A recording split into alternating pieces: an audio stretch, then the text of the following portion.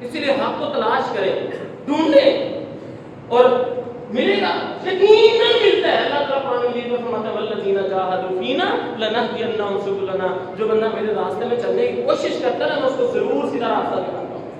بس شرط یہ کہ دل میں تکبر نہ ہو۔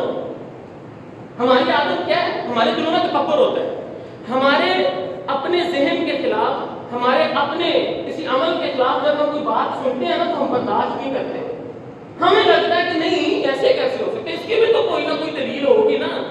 صحابہ کا کام تھا، ان کی شخصیت میں جو ایک صفت پائی جاتی تھی وہ تھی سمعنا و اطعنا، قرآن و سنت کو سنتے تھے، قبول کرتے تھے۔ ہم سنتے ہیں لیکن اس کی تعویلیں ڈھونڈتے ہیں، اپنے آپ کو سچا ثابت کرنے کے لیے کوشش کرنے لگ جاتے ہیں، ہمارے اوپر یہ انا کے اوپر ٹھیس پہنچتی، میں غلط اور میرے اندر غلطی، میرا وہ تو غلط، یہ برداشت نہیں ہوتا۔ خدا کا یہ بات ذہن میں رکھو، غلطی ہر انسان سے ہو سکتی ہے، سوائے نبی کے حضرت ابوبکر سے غلطی ہو سکتی ہے، عمر سے ہو سکتی ہے، ہم تو پھر عام لوگ ہیں۔ لیکن وہ صحابہ کرام کامیاب کیوں تھے؟